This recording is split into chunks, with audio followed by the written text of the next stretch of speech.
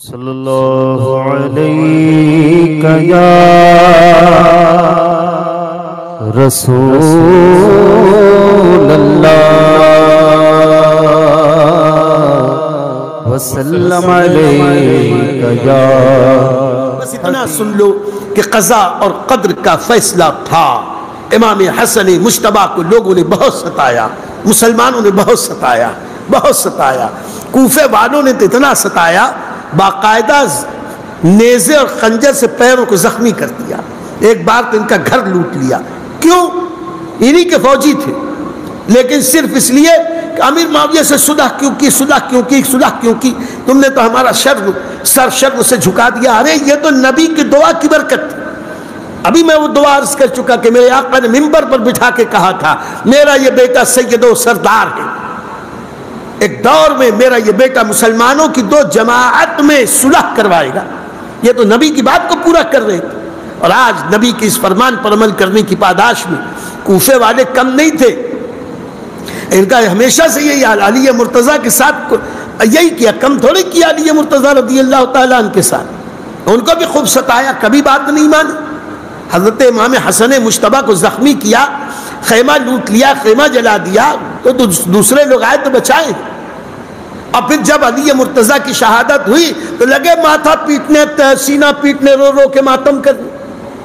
پھر امام حسن جب وہاں سے رخصت ہوئے، پھر کوفے والے آئے، دے ماتم، دے ماتم، دے سینہ پیٹ، دے سینہ پیٹ۔ امام حضرت مسلم بن عقیل کے ساتھ جو کیا، پھر وہی ماتم، رونا، چلانا، 1400 سال کے بعد آج بھی وہی کر رہے ہیں۔ میرے دوستو، درنگی چھوڑ دے، یک رنگ ہو جا، سراسر موم ہو یا سنگ ہو جا۔ امام حسن مجتبیٰ کو بہت ستایا لوگوں نے، بہت منہ پہ گالیاں دیتے تھے، لیکن اللہ کا یہ بندہ صبر کرتا تھا، اور نتیجہ یہ نکلا کہ ابھی 50 سال کی عمر بھی نہ ہوئی تھی، غالباً ہونے کو آ رہی تھی، کہ اس وقت حضرت امام حسن رضی اللہ تعالیٰ عنہ کو زہر دیا گیا۔ ویسے تو کئی بار دیا گیا، ہر بار دعائے نبوی سے یہ صحت یاب ہو جاتے تھے۔ آخری بار پانی میں زہر کی، پیسے ہوئے زہر کی کنی پلائی گئی، اور مہر بند سراہی میں رکھے ہوئے پانی میں اتنی چابک دستی سے زہر ڈالا گیا کہ پہچان میں نہ پائے۔ اور امام حسن مجتبیٰ نے جب وہ پانی پیا، فرماتے ہیں کہ جب وہ پانی میرے حلق سے اترا، اندھیری رات تھی، ایسا لگا کہ حلق سے لے کے ناف تک کٹ گیا، جیسے کسی نے تیز دھار سے مار دیا۔ اور صبح ہوتے ہوتے تو حالت غیر ہو گئی۔ حضرت امام حسین کو بلایا، بھائی جان کو بلاؤ۔ امام حسین آئے، حالت دیکھا تو چہرہ متغیر، کئی بار قے پہ قے ہوتی گئی، اور قے پہ قے، قے پہ قے، تشت لایا گیا قے کے لیے، تو اس قے میں خون کے جمے ہوئے ٹکڑے کے ساتھ ساتھ احشاء اور آنتوں کے ٹکڑے تھے، جگر کے ٹکڑے تھے۔ میرے دوستو، آخر امام حسن مجتبیٰ نے کس کا کیا بگاڑا تھا؟ کچھ نہیں، وہ دین قائم کرنا چاہتے تھے، دین پر عمل کروانا چاہتے تھے۔ محض فانی دنیا کی فانی لذتوں کے حصول کے لیے امام حسن کو زہر دیا گیا۔ اب اس قدر خونی قے پہ قے ہو رہی، اسہال ہونے لگی، اسہال کبدی، لیور جگر کٹ کٹ کے گرتا تھا۔ ایسے وقت میں چہرے پاک پہ رنگت نیلی نیلی سے ہری ہو گئی، بدن اقدس سے خون نکل گیا۔ امام حسن مجتبیٰ سے امام حسین نے عرض کی، بھائی جان بتائیے کس نے آپ کے ساتھ یہ زہر دی، یہ سلوک کیا، کس نے زہر دیا؟ امام حسین سے امام حسن نے کہا کہ بھائی حسین، اگر میں بتا دوں تو تم کیا کرو؟ کہا انتقام لوں گا۔ کہا جس کی طرف میرا گمان ہے، اگر اسی نے زہر دیا ہے، انتقام لینے والی ذات اللہ کی کامل ہے، واللہ عزیز ذو انتقام۔ اور اگر میں جس کے بارے میں سوچتا ہوں اگر نام بتا دوں، وہ نہ ہو، صرف گمان ہو، تو ایک مظلوم مارا جائے گا، میں اسے اللہ کے حوالے کرتا ہوں، تم بھی اسے چھوڑ دو۔ ہاں میری وصیت ہے کہ مجھے نانا جان کے پہلو میں دفن کیا جائے۔ مجھے نانی جان عائشہ صدیقہ سے میں نے اجازت لے رکھی ہے، حجرہ رسول پاک میں دفن ہونے کی انہوں نے دی ہے، لیکن میرے وصال کے بعد پھر ان سے اجازت لینا، اگر وہ اجازت دیں تو دفن کرنا۔ لیکن اگر ارباب حکومت اس میں رکاوٹ ڈالیں تو جنگ نہ لڑنا، فتنہ نہ پھیلانا۔ جو حسن مسلمانوں کی جان بچانے کے لیے لاکھوں لاکھ مربع میل زمین کی قربانی دے سکتا ہے، وہ ایک قبر کی زمین کے لیے مسلمانوں کے بیچ مدینے میں پھر کیسے تلوار چلا سکتا تھا؟ پابندی لگا دی۔ وہی ہوا، امام حسن شہید کر دیے گئے۔ اسی میں سرکار امام حسن کی شہادت ہوئی، جنازہ پاک نکلا، روضہ رسول تک پہنچا۔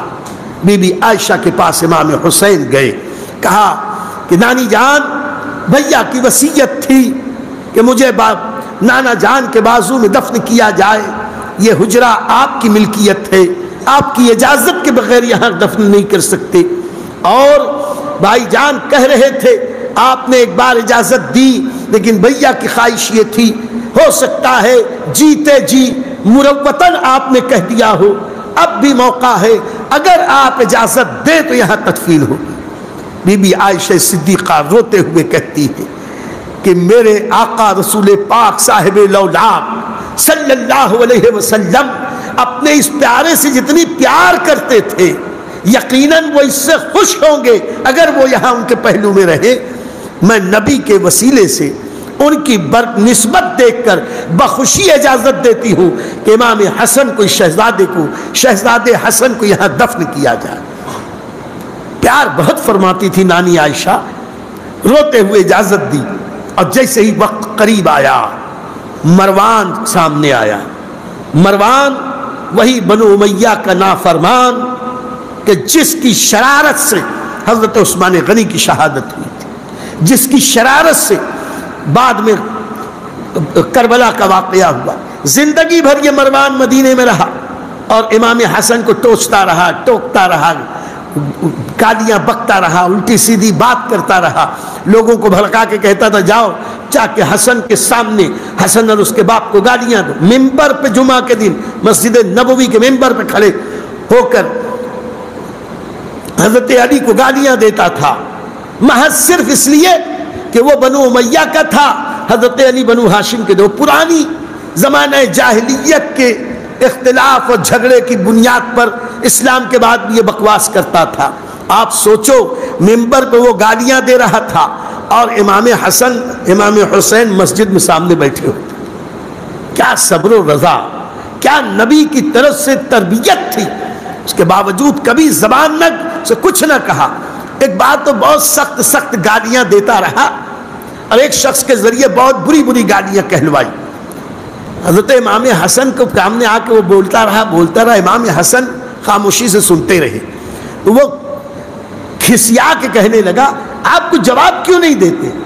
تو کہا میرا جواب جا کے مروان سے کہہ دینا کہ مروان تیرے پاس جو ہے وہ تو بھیج رہا، میرے پاس جو میرے نانا کا ہے میں بھیج رہا ہوں۔ تو اگر یہ چاہتا ہے کہ تیری گالیوں کا جواب میں گالیوں سے دوں تو تو اس میں ناکام ہو جائے گا۔ ہم صبر و رضا والے ہیں، صبر و شکر کریں گے، تیرے بھڑکاوے میں نہیں آئیں گے۔ یہ امام حسن اور امام حسین کا کردار رہا۔ خیر، مروان کہنے لگا کہ ہم امام حسن کو اس قبر منور میں دفن ہونے نہیں دیں گے، اور وجہ اس نے یہ بیان کی کہ خلیفہ راشد حضرت عثمان غنی کو جب دفن کرنے کی بات آئی تو یہی مدینے والے یہاں دفن کرنے نہیں دیے تھے، تو بنو امیہ کے ایک فرد کو یہاں دفن ہونے نہیں دیے تھے، بنو ہاشم کے شہزادے کو بھی ہم یہاں دفن ہونے نہیں دیں گے۔ امام حسین نے تلوار نکال دی۔ حضرت ابو ہریرہ صحابی رسول، قلندر رسول، نبی کی بارگاہ کے حاضر باش غلام حضرت ابو ہریرہ تشریف لائے۔ امام حسین کے کاندھے پہ ہاتھ مار کے انہیں تھپکی دی، روکا، کہا تلوار اندر رکھو۔ پہلے کے لوگ اپنے بڑوں کو دیکھتے تھے تو اپنے جذبات پہ قابو رکھ کے بڑوں کی سنتے تھے، اور آج تو بڑے بیچارے بولتے رہتے ہیں، جوانوں کے کان پہ نوک جو بھی نہیں رہی۔ کہا کہ کسی کی عزت کریں۔ امام حسین نے دیکھا حضرت ابو ہریرہ کچھ کہہ رہے ہیں تو کہا فرمائیے چچا جان، حالانکہ رشتہ دار نہیں تھے لیکن عمر میں بڑے تھے، نبی کے قریب تھے۔ تو کہا کیا؟ کہا کہ شہزادے حسین یقیناً آپ حق پر ہیں، آپ تلوار نکالیں، نکال کے لڑ سکتے ہیں، ابھی آپ کے بہت سارے ساتھی آئیں گے، ہو جائے گا کام، کوئی مشکل کی بات نہیں ہے۔ لیکن آپ نبی کے خاندان والے ہیں، صبر و رضا والے ہیں. آپ کو آپ کے بھائی امام حسن کا واسطہ، ان کی وصیت یاد کرو. انہوں نے یہ کہا تھا کہ اگر کارپردازان حکومت آڑے آئیں تو پھر مجھے بقی میں امی جان بی بی فاطمہ کے پہلو میں دفن کرنا. کہا تھا کہ نہیں کہا تھا؟ کہا ہاں کہا تھا. کہا پھر چلو یہاں سے ان کی وصیت پر عمل کریں گے. جس نے اپنے مسلمانوں میں خون ریزی بچانے کے لیے پوری اسلامی سلطنت امیر معاویہ کے حوالے کر دی تھی، تو 2 گز زمین کے لیے مدینے میں کشت و خون ہو، کشت و خون ہو، یہاں جنگ لڑی جائے، یہ امام حسن کی مرضی نہیں تھی. نتیجہ یہ کہ امام حسین نے بھی صبر کیا، تلوار میان میں ڈالی، نماز جنازہ پڑھی گئی، اور گلشن فاطمہ میں، جنت البقیع کے اس گلشن میں جہاں حضرت عباس ابن عبد المطلب کا مزار ہے، وہاں بی بی فاطمہ زہرا کا مزار ہے، وہیں پر شہزادے امام حسن مجتبیٰ کا مزار ہے. وہ حسن مجتبیٰ نبی کے وہ نواسے جن کے بارے میں آقا کریم کبھی امام حسن اور امام حسین کو چوما کرتے تھے، کبھی چومتے چومتے سونگھا کرتے تھے. کوئی پوچھتا کہ حضور سونگھتے کیوں ہیں؟ تو کہا مجھے اس میں سے جنت کے پھولوں کی خوشبو آتی ہے. اس کے الفاظ حدیث کے یہ ہیں کا مفہوم یہ کہ حسن اور حسین میرے 2 جنتی پھول ہیں. نبی صلی اللہ علیہ وسلم کے 2 پھول، ایک مدینے میں جنت البقیع میں بی بی فاطمہ اور حضرت عباس کے قبے میں اس مرقد پر جلوہ فرما ہے، دوسرے کربلائے معلیٰ میں جلوہ فرما ہے. ایک یہاں سے مہک رہے ہیں، ایک وہاں سے مہک رہے ہیں، ایک یہاں سے چمک رہے ہیں، ایک وہاں سے دمک رہے ہیں. انہی کا مہکنا ہے کہ پوری دنیا اسلام سنیت مہک رہی ہے. آج اسلام اگر سرسبز و شاداب ہے، حسنین کریمین کی قربانیوں کا ثمرہ ہے. اللہ ان کے درجات بلند فرمائے، ان کے صدقے میں اللہ ہمیں بھی دونوں جہان کی کامیابیاں نصیب فرمائے. وآخر دعوانا ان الحمدللہ رب العالمین. اپنے کمنٹ سے نوازیں، مثبت باتیں ہمیں عطا کریں. اگر ہم کہیں غلطی کریں تو اس سے بھی آپ ہمیں آگاہ کریں، جو ہمیشہ میں آپ کو یاد دلاتا ہوں. اب بھی آپ توجہ فرمائیں، نوازش ہوگی آپ معمار ملت چینل کو سبسکرائب کریں اور لائک کریں. لائک کرنے سے ناظرین یہ ہوتا ہے کہ یوٹیوب چینل اس کلپ کو، اس ویڈیو کو دوسرے ویورز تک فارورڈ کرتا ہے. تو لائک کریں گے تو ایک اچھی بات ہم دوسرے تک پہنچانے کا نیک کام کریں گے، اور معمار ملت چینل کو بھی گرو گزارش ہے سبسکرائب ضرور کریں اور لائک بھی ضرور کریں، اور ہو سکے تو شیئر بھی کریں. السلام علیکم ورحمۃ اللہ وبرکاتہ.